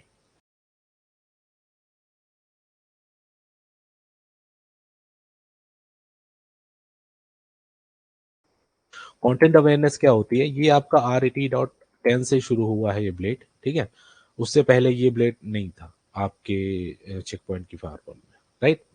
ये क्या करता है, आपकी पॉलिसीज को और डिफाइन करता है कि आप अपने इन्वायरमेंट में यानी अपनी कंपनी में किस तरीके का डेटा पैटर्न चाहते हो। क्योंकि आज की डेट में अगर आप इंटरनेट अपनी कंपनी में अपने ऑफिस में अलाउ कर दोगे, so users can access and upload download each and everything, you don't have any limitations, right? But once you enable your content awareness blade, then you can limit your users, that someone or particular user group cannot upload download any kind of firewalls, or any kind of particularly detection of firewalls, right? So अगर आपको मान के चलो आपको अपने environment में कोई .exe file block करनी है, अब ये एग्जीक्यूटिव फाइल्स होती हैं, राइट। इससे क्या होता है, ये सॉफ्टवेयर होता है जो हम अपने पीसी में इंस्टॉल करते हैं। बट आपको अगर डाउट लगता है कि यार मैं क्यों अलाउ करूं, क्योंकि मे बी कोई मलेशियस हो, ठीक है, हो सकता है कोई ये डाउनलोड करे, इसको रन करे एनवायरनमेंट में, वहां से अटैक हो जाए। क्योंकि यही तो होता है, एक छोटी सी exe फाइल अगर किसी अटैकर ने आपको सेंड की है, जैसे आप उसको रन करोगे वो आपका पीसी हाईजैक हो सकता है। So that's a common ransomware attack, right. तो आप चाहते हो कि आप ब्लॉक करना चाहते हो पर्टिकुलर exe फाइल को, so you can block help of content awareness. So content awareness क्या करता है, वो और पैकेट्स को डाउनलोड अपलोड करता है कि आपके डेटा तो ठीक है, मैं वो तो चेक करूंगा अपने यूआरएल फिल्टरिंग ब्लेड के थ्रू, लेकिन अब उसके अंदर और फिल्टर मैं लगा सकता हूँ कि उसके अंदर आप क्या और फिल्टर कर सकते हो। यानी कि आप कोई भी पीडीएफ को ब्लॉक अलाउ कर सकते हो, आप उन चीजों को और लिमिट कर सकते हो, ठीक है। तो ये डीप लेवल इंस्पेक्शन है जो आप लेयर 7 पे यूज करते हो चेक पॉइंट में, यू कैन इनेबल इट, वो कोई प्रॉब्लम नहीं है, ठीक है।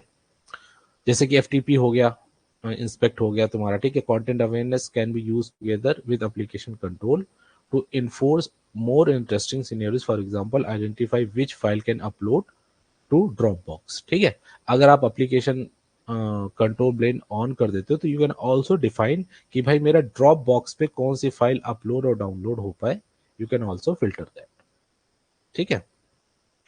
Content awareness blade enforce control over both inbound and outbound, यानी कि आप डेटा को अपलोड पे भी पॉलिसी लगा सकते हो उसकी, और डाउनलोड पे भी पॉलिसी लगा सकते हो।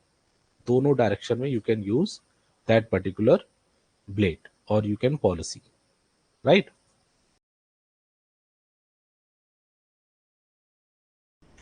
Order layer. अब ऑर्डर लेयर कैसे बनाते हो?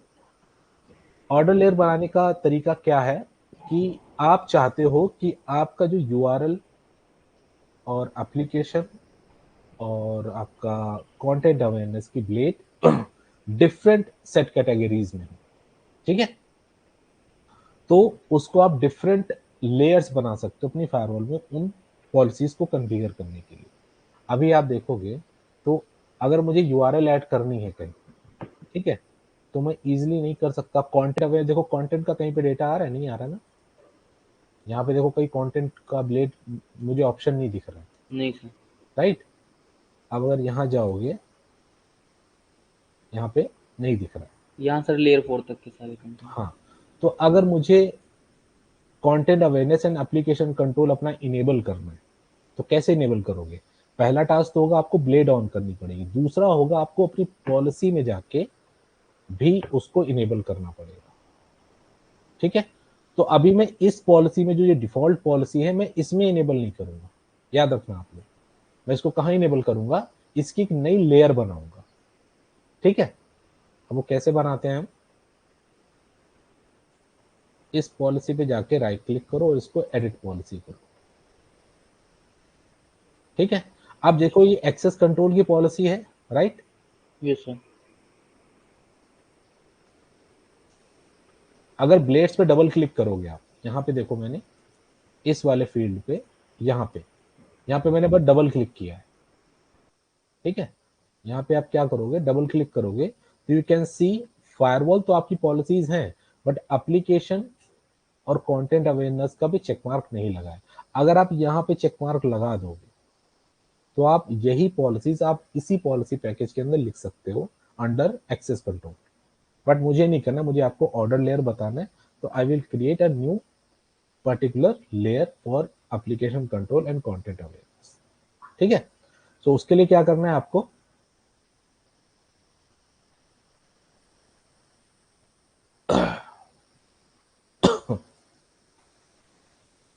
यहाँ पे क्लिक करना है आपको एक्सेस लेयर पे, go to your new layer. जैसे आप न्यू लेयर पे जाओगे तो it will prompt a particular popup. यहाँ पे आपको नाम डालना है कि क्या नाम रखोगे अपने आप लेयर का। तो मैं नाम रख देता हूँ यूआरएल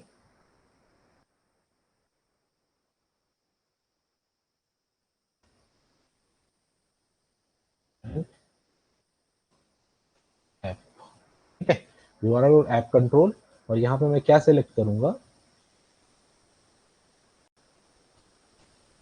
दिस वन, क्योंकि मुझे इसके लिए लेयर बना रहा हूं मैं। So I will select application and URL filtering, ठीक है? एडवांस में जाके इसका जो डिफॉल्ट कनेक्शन है, जो डिफॉल्ट एक्शन है, उसको आपको क्या करना है? एक्सेप्ट करना है, ठीक है? क्योंकि बाय डिफॉल्ट अगर आप ड्रॉप रखो दोगे तो each and everything will be drop. फिर आपको फिल्टर करना पड़ेगा कि क्या आपको अलाउ करना है, ठीक है? दो तरीके होते हैं काम करने के, या तो बाय डिफॉल्ट सब कुछ अलाउ कर दो, या बाय डिफॉल्ट आप सब कुछ ड्रॉप कर दो। इट्स अप टू यू, ठीक है? Yes sir. तो मैं एक्सेप्ट रख रहा हूँ क्योंकि मुझे फिल्टर करना है कि मुझे क्या क्या ड्रॉप करना है। आपकी कंपनी में हो सकता है कि आपको क्या क्या अलाउ करना है, उसके रूल बनवाएं आपसे, ठीक है? Yes sir. So go to okay. तो देखो यहाँ पे नई लेयर आ गई, यूआरएल ऐप। URL एक और नई लेयर बना लेता हूं मैं, इसका मैं क्या नाम दूंगा? Content awareness. कंटेंट। और यहाँ पे मैं क्या सेलेक्ट करूंगा? कंटेंट।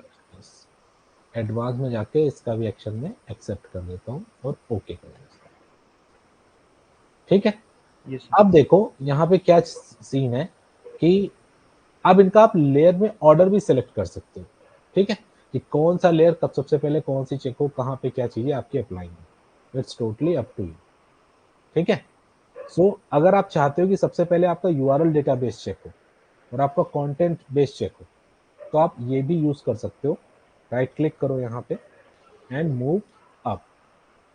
चला गया ऊपर।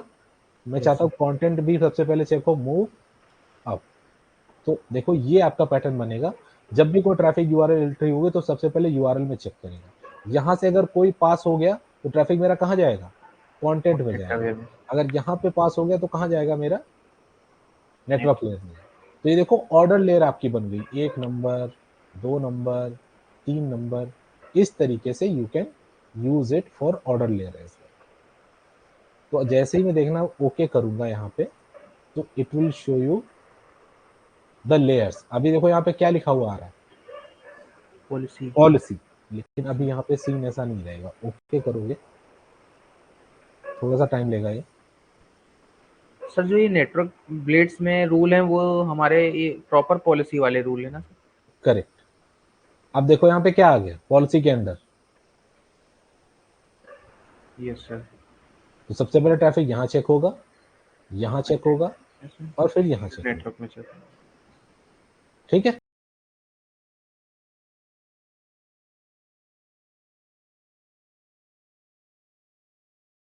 Okay sir. सो अभी एक बात बताओ, मान के चलो एक फायरवॉल है, अपना ही इन्वायरमेंट ले लेते हैं, और ये मेरी फायरवॉल है which is connected to your internet, and इसके मेरे पीछे लैन यूजर्स हैं। ठीक है। तो एक मेरे पास एक पीसी, आप ऑफिस जाते हो, आपको लैपटॉप मिला है कि आप पीसी पे काम करते हो? अभिषेक, सर लैपटॉप।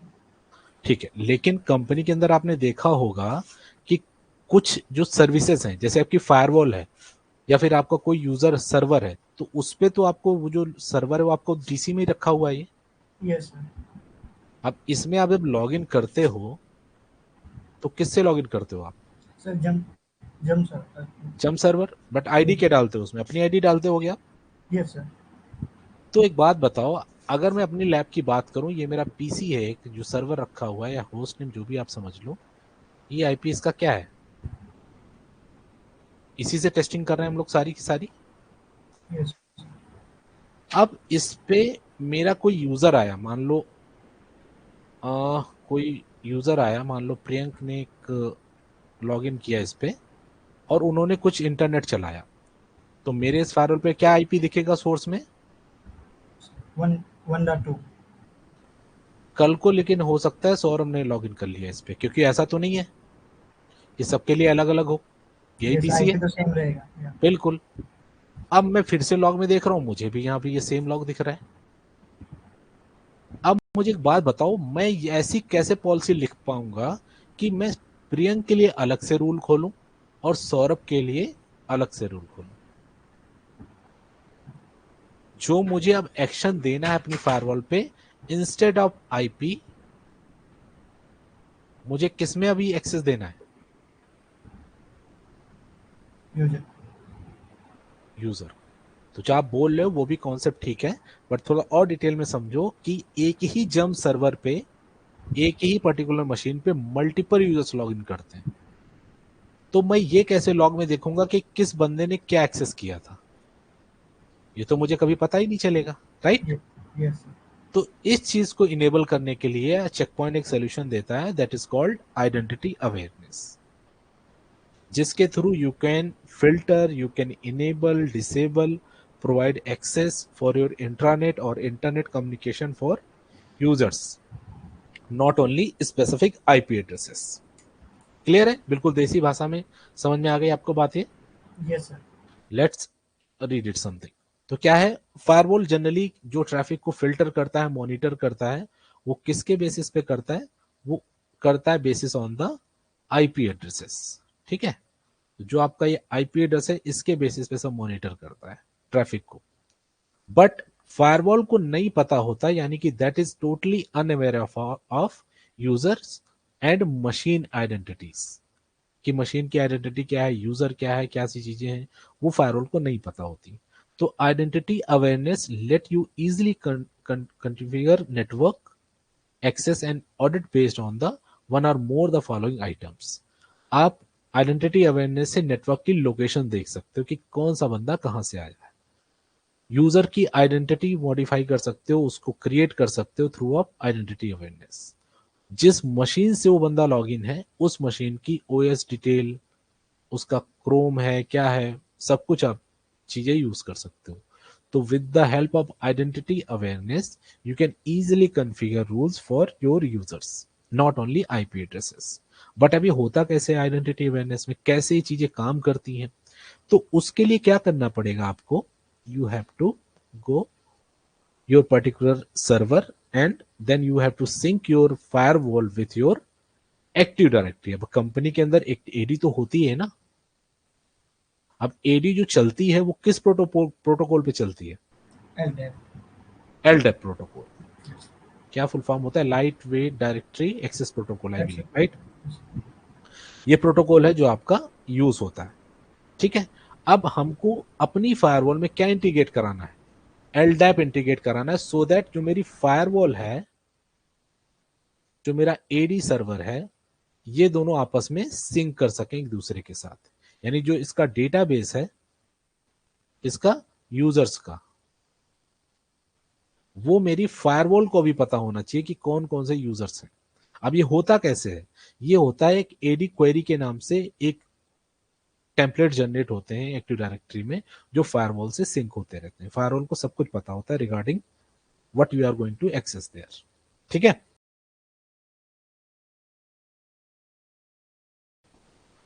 सो नेक्स्ट अगर मैं बात करूं, so I have also added this part, threat prevention.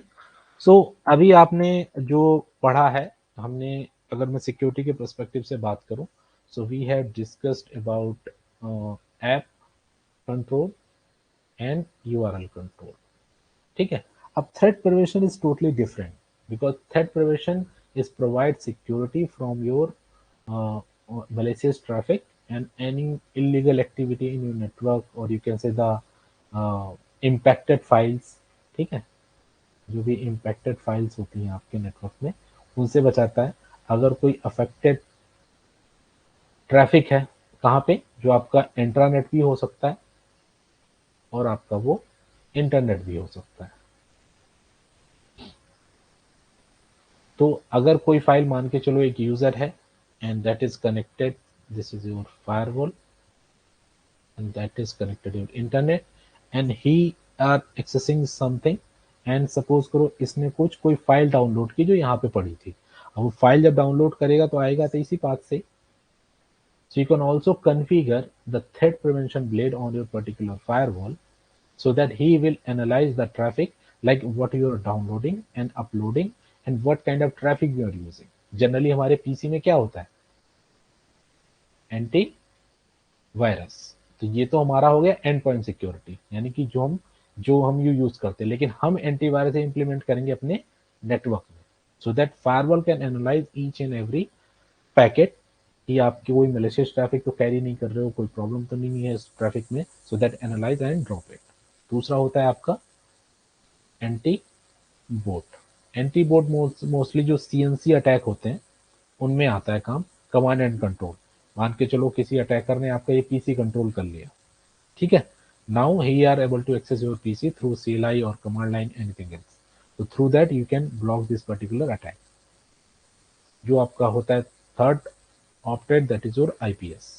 तो आईपीएस सबको ही पता होगा क्या होता है, इंट्रूजन प्रिवेंशन सिस्टम।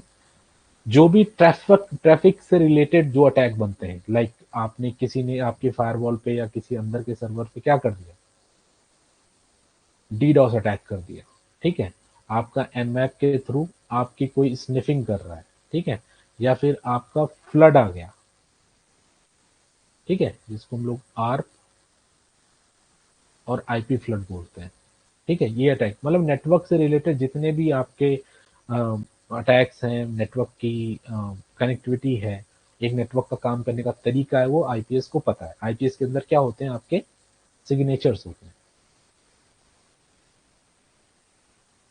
वो सिग्नेचर में सारा डिटेल होती है कि कौन सा कंपोनेंट कितनी टाइम पे वर्क करना चाहिए, आपका एसक्यूएल का जो डेटाबेस वो कैसे काम करता है उसके रिगार्डिंग सिग्नेचर्स होंगे, आईसीएमपी प्रोटोकॉल उसके रिगार्डिंग सिग्नेचर्स होंगे, आपका जो क्या बोलते हैं एसक्यूएल इंजेक्शन होता है, ठीक है,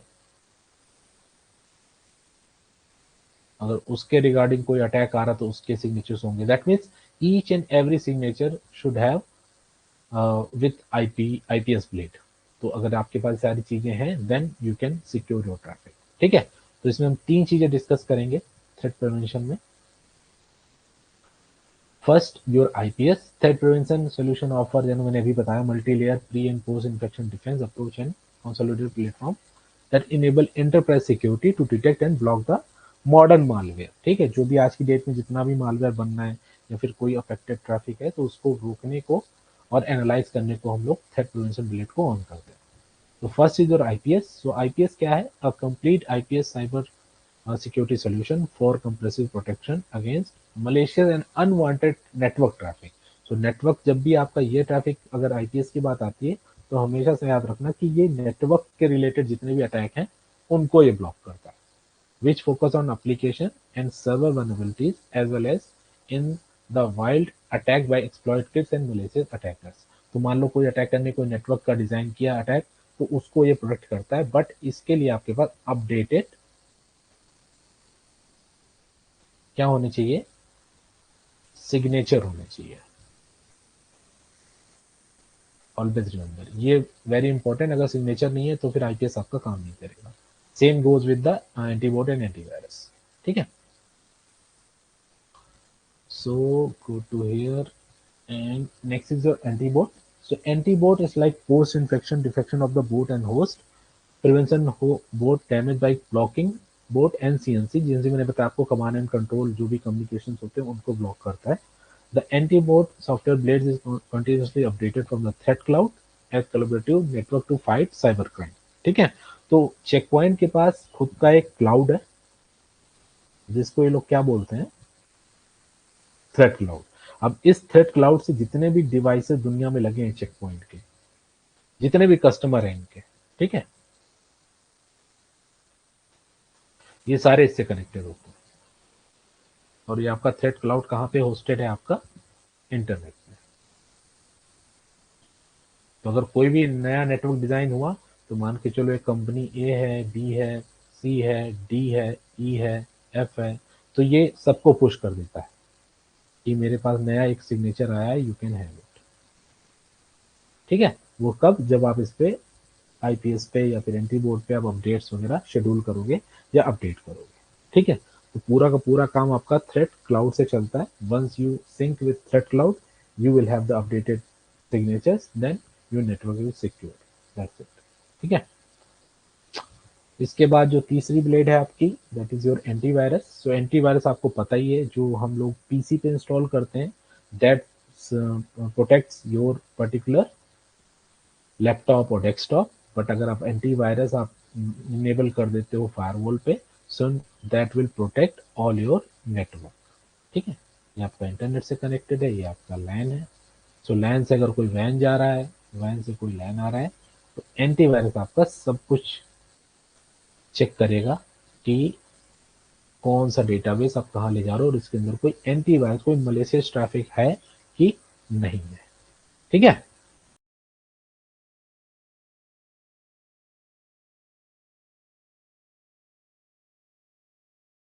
हाँ, तो सैंडबॉक्स में क्या होता है? मान के चलो कोई ऐसा अटैक है जिसका सिग्नेचर ना तो आईपीएस के पास है, ना ही एंटीबोट के पास है, ना ही एंटीवायरस के पास है। तो अब इस अटैक को कैसे रोकेगा? तो चेक पॉइंट क्या करता है, इन्होंने क्लाउड पे एक हमने सिस्टम बना रखा है। जैसे ही कोई अननोन ट्रैफिक आएगा रिगार्डिंग दी सिग्नेचर्स, तो उस ट्रैफिक को वो लोग कहाँ भेज देंगे? पर्टिकुलर फाइल पे। तो वो आपको ये ब्लेड ऑन करने पड़ेंगे सारे के सारे, then it will send traffic to a particular cloud. अब उस क्लाउड में ऑटोमेटिक प्रोसेस है, क्रिएट। हाँ, उस ट्रैफिक को एनालाइज करेगा वो, उसमें कोई नॉर्मलिटीज होगी उसको हटाएगा, देन उसके बेसिस पे एक सिग्नेचर क्रिएट करेगा। और मान के चलो एक चेक पॉइंट का क्लाउड है और इससे मेरे सारे कस्टमर कनेक्टेड है पूरे वर्ल्ड में। ठीक है, कोई इंडिया के कस्टमर, कोई कहीं का है, और उसी क्लाउड से वो नया सिग्नेचर सिर्फ आपको ही नहीं देगा, वो जितने भी कस्टमर है सबको दे देगा। जैसे ही सिस्टम अपडेट होगा वो ऑटोमेटिकली उस चीज को पुश कर देगा। तो जैसे वो सिग्नेचर बन गया, अब चाहे वो अटैक आईपीएस का हो, चाहे एंटी बोट का हो, चाहे वो एंटीवायरस का हो, उसके रिगार्डिंग वो काम करने लगेगा। तो it's like zero day attack. What is the VPN? ठीक है, सो पहले समझते हैं वीपीएन की जरूरत है क्यों, why we need VPN in our environment. ठीक है, so like you know that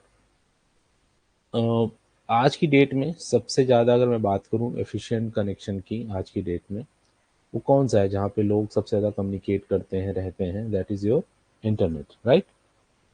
जब जहाँ पे इतने सारे लोग हैं and over the internet if you are communicating something, चाहे वो आपका पर्सनल डेटा हो चाहे वो ऑफिस का डेटा हो, right? So that means somewhere you are like you are leaving your identity on internet, right? कोई भी आपके ट्रैफिक को, आपके पर्टिकुलर ट्रैफिक को देख सकता है। अब अगर इतना ओपन चैनल है कहीं पे, तो प्राइवेसी इज इम्पोर्टेंट। अब प्राइवेसी का अगर इशू है तो उसको हम रिजॉल्व कैसे करें, प्राइवेसी को कैसे हम कॉन्फ़िगर करें कि हमारी प्राइवेसी बनी रहे, so that we can communicate securely within our company और और पर्टिकुलर पर्सनल डेटा। तो अगर मैं बात करूं अभी सेटअप की, तो suppose that you have one particular data center headquarter that is placed in Bangalore, right? अब अगर मेरा ऑफिस हेडक्वार्टर है तो मेरी कुछ ब्रांचेस भी होंगी, ठीक है? अब ब्रांचेस जब होंगी, मान के चलो one branch is Pune and another branch is Delhi, तो अब मैं इनको कनेक्ट करने के लिए क्या यूज करूंगा आपस में? Suppose that internet, right? सबके पास एक एक लिंक होगा जिसके थ्रू ये तीनों कनेक्ट होंगे आपस में, so that they can communicate easily. अब यहाँ पे कोई मलेशियस ट्रैफिक हो सकता है, कोई पर्टिकुलर अटैकर हो सकता है जो between data centre and your branch office आपके उस डेटा को कैप्चर कर सकता है, देख सकता है कि कैसे उस चीज़ को मैं स्निफ करूँ और उससे डेटा को मॉडिफाई कर सकूँ, ठीक है? कोई भी मलेशियस ट्रैफिक हो सकता है over the internet, you don't know. तो सोल्यूशन क्या है यहाँ पे? अगर मुझे सिक्योर चलाना है तो सोल्यूशन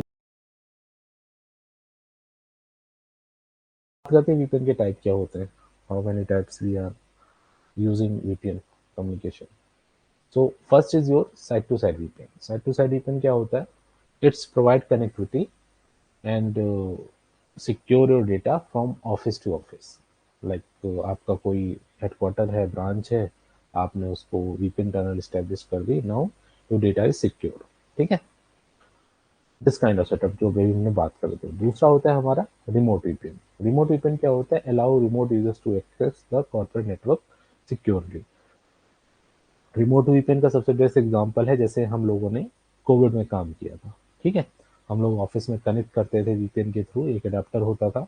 अब वो सिस्को का भी हो सकता है, एप्पल सिक्योर हो, जुनिपर हो, कुछ भी हो सकता है। तो that is your remote access VPN, ठीक है? अब यूजर्स घर पे बैठ के काम कर रहा है और उसकी टनल बन जाती है आपके हेडक्वार्टर के पर्टिकुलर डिवाइस से। सो अब जो भी कम्युनिकेशन ये यूजर ट्राई करेगा, राइट, जो भी कम्युनिकेशन ये ट्राई करेगा, मान के चलो एक बार वीपीएन यानी कनेक्ट कर लिया यहाँ पे, अब जो भी डेटा ट्रांसफर हो रहा है थ्रू इंटरनेट ही हम कर रहे हैं आज की डेट में, बट वो सारा का सारा आपका डेटा वीपीएन के थ्रू जा रहा है and totally the data is encrypted, no one can see that, ठीक है?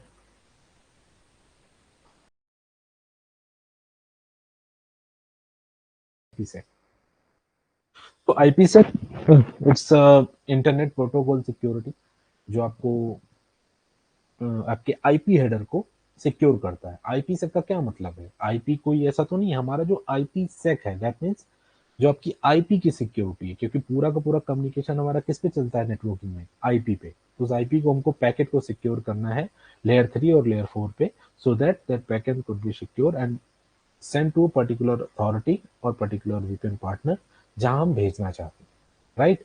अब इन सबको चलाने के लिए हमारे पास बहुत सारा कुछ फ्रेमवर्क होना चाहिए। तो जैसे मैंने आपको बताया अभी, the IPsec framework is one of the essential framework that is used to for the secure communication, ठीक है?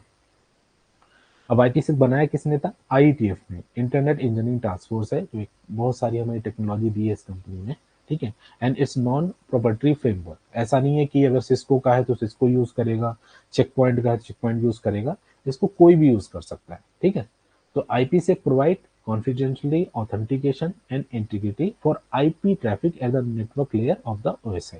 जो आपका लेयर 3 पे जो IP आपका ट्रेवल करता है उसको सिक्योर करता है आपका IPsec, ठीक है? So IPsec protect IP traffic on the network layer. Why? Because the IP protocol itself doesn't have any security feature at all। क्योंकि जब हम डेटा को लेयर 3 पे भेजते हैं, वहां पे कोई सिक्योरिटी नहीं होती है। अगर उसको हमें सिक्योर करना है तो हमें आईपी से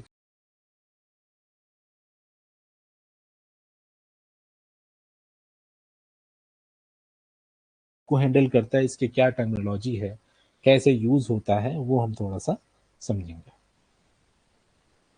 सो अब जैसे आप जानते हो चेक पॉइंट में कुछ भी आपको अगर चलाना है तो उसके लिए क्या ब्लेड, ऑन करना पड़ेगा? ब्लेड। ब्लेड, तो यस सर। इसका भी एक सेपरेट ब्लेड होता है, ये that you need to on before implementing any kind of VPN.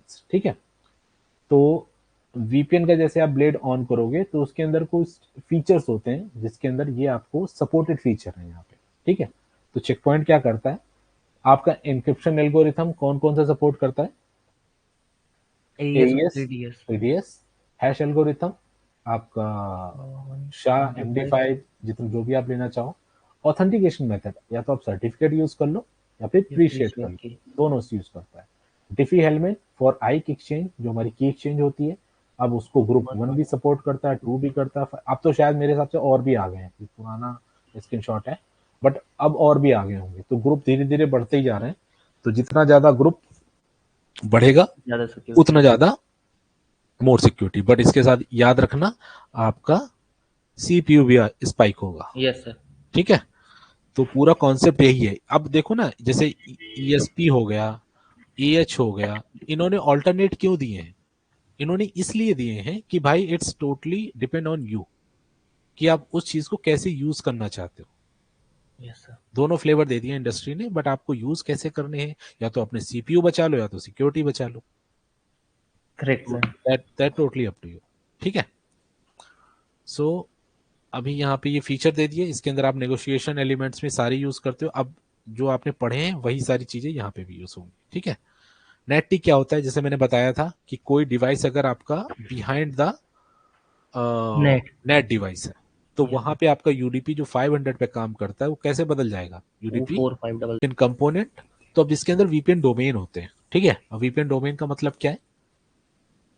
VPN domain का मतलब यह है कि कौन सा ट्रैफिक आप चेक पॉइंट फायरवॉल के अंदर इनक्रिप्ट या डिक्रिप्ट कराना चाहते हो। जैसा कि सिस्को में क्या बोलते हैं हम लोग? Crypto map. मैप। तो crypto map equal to VPN VPN domain. Domain. Simple सी बात है, आप लोग इजीली रिलेट कर पाओगे। यानी कि अगर मेरे 2 चेक पॉइंट के फायरवॉल मान के चलो,